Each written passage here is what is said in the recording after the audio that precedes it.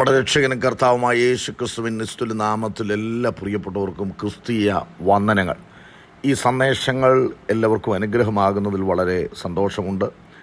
ദൈവത്തിൻ്റെ വചനം ജീവനും ചൈതന്യമുള്ളതാണ്.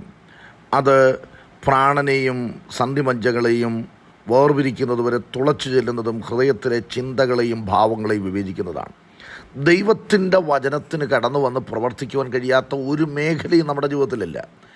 എത്ര നാം താണുപോയെന്ന് തോന്നിയാലും അവിടെ നിന്നെല്ലാം നമ്മെ കരകയറ്റാൻ ദൈവത്തിന് കഴിയും.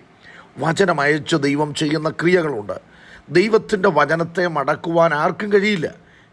യഹോവയായ ദൈവം തന്നെ യെശയ്യാ പ്രവചനത്തിൽ പറയുന്നത്, എൻ്റെ വായിൽ നിന്ന് പുറപ്പെടുന്നതായ വചനം ഇങ്ങനെയായിരിക്കും: മഴയും ഹിമവും ആകാശത്തുനിന്ന് പെയ്യുകയും അത് ഭൂമിയെ നനച്ച ഫലവത്താക്കി വിതയ്ക്കുവാൻ വിത്തും ഭക്ഷിക്കുവാൻ ആഹാരവും വിളയിക്കുന്നത് പോലെ യഹോവ പറയുകയാണ്, എൻ്റെ വായിൽ നിന്ന് പുറപ്പെടുന്ന വചനം ഇതുപോലെയാണ്.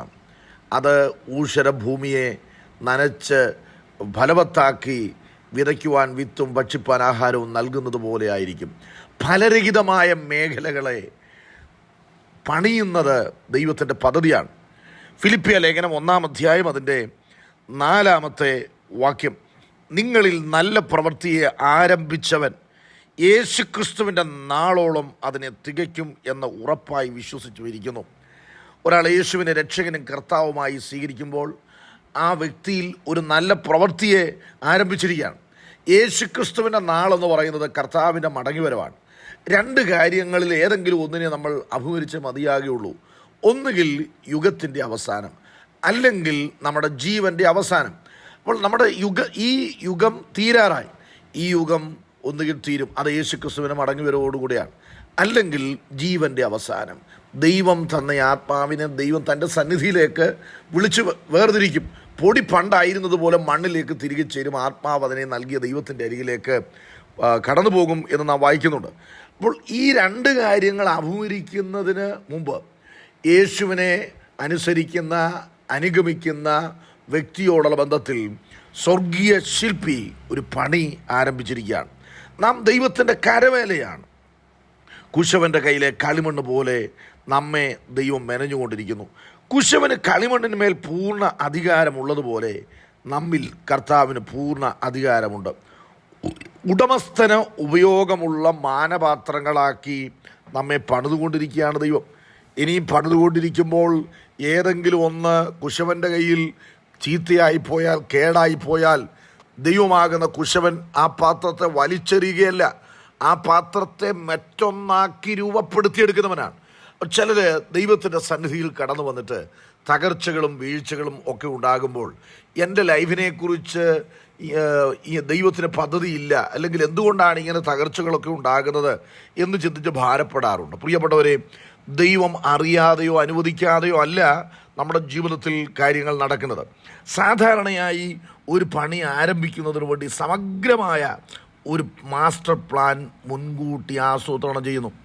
ആ പദ്ധതിயின் പ്രകാരമാണ് പണി നടത്തപ്പെടുന്നത്. ക്രിസ്തുവിൻ്റെ അതേ സ്വരൂപത്തിൽ നമ്മെ പണിയുക എന്നതാണ് നമ്മെക്കുറിച്ചുള്ള ദൈവത്തിൻ്റെ പ്രവൃത്തി എന്ന് പറയുന്നത്. മൈക്കൽ ഏഞ്ചലോ എന്ന് പറയുന്ന ലോകൈക ശില്പി തൻ്റെ ദൃഷ്ടിയിൽപ്പെടുന്ന കരിങ്കൽ ശിലയിൽ മറഞ്ഞിരിക്കുന്ന മനോഹര രൂപത്തിന് തൻ്റെ മനോമുഖരത്തിൽ ഒരു രൂപരേഖ നൽകി അതിൻ പ്രകാരം പണി ആരംഭിക്കുന്നു. കൊത്തുളിയും ചുറ്റികയും കൊണ്ട് വളരെ മെനക്കെട്ട് തൻ്റെ മനോദർപ്പണത്തിൽ പ്രതിബിംബിക്കുന്ന രൂപരേഖയ്ക്കൊത്താണ് അദ്ദേഹം പണിയുന്നത്. അന്തിമ മിനുക്ക് പണികൾക്ക് ശേഷം ആ സുന്ദര ശില്പത്തെ പൊതുദർശനത്തിനായി പ്രദർശിപ്പിക്കുകയും ചെയ്യുമായിരുന്നു. സ്വർഗീയ ശില്പിയായ കർത്താവ് നമ്മെ തൻ്റെ അതേ പ്രതിമയായി രൂപപ്പെടുത്തേണ്ടതിന് കൊത്തുപണി ചെയ്തുകൊണ്ടിരിക്കുകയാണ്. കൊത്തുപണി ചെയ്യപ്പെടുക വേദനാജനകമാണ്. കഷ്ടതകളുടെയും ശോധനകളുടെയും കൊത്തുളി വെച്ച് ആക്ഷേപത്തിൻ്റെയും നിന്ദയുടെയും ചുറ്റിക കൊണ്ട് പണിത് ക്രമീകരിച്ച് ക്രിസ്തുവിൻ്റെ അതേ സ്വരൂപത്തോട് നമ്മെ അനുരൂപമാക്കുന്നു. ഒരു നാൾ കർത്താവിൻ്റെ വരവെങ്കിൽ ഒരു മനോഹര ശില്പമായി നമ്മെ പിതൃസന്നിധിയിൽ കർത്താവ് കാഴ്ചവെക്കും. അതിനാൽ പ്രിയരെ, അവൻ നമ്മെ കൊത്തുപണി ചെയ്യേണ്ടതിന് നമ്മെ തന്നെ ഏൽപ്പിച്ചു കൊടുക്കാം. നമ്മിൽ ആരംഭിച്ചിരിക്കുന്ന നല്ല പ്രവൃത്തിയെ കർത്താവ് പൂർത്തീകരിക്കട്ടെ.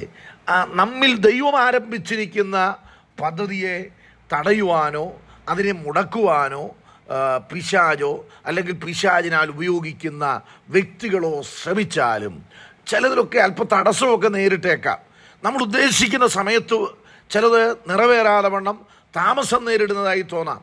അപ്പോഴും എൻ്റെ മേൽ അധികാരം ദൈവത്തിനാണ്. എന്നിലൊരു പണി ദൈവം ആരംഭിച്ചിരിക്കുകയാണ്.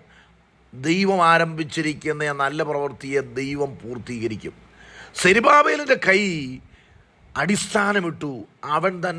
അവൻ്റെ കൈ തന്നെ ഈ ആലയം തീർക്കുമെന്ന് യഹോവയായ ദൈവം അരുളി ചെയ്യുന്നുണ്ട്. നമ്മളുടെ കൈകൾ കൊണ്ട് ദൈവം ആരംഭിച്ചിരിക്കുന്ന പ്രവൃത്തിയെ ദൈവം പൂർത്തീകരിക്കും.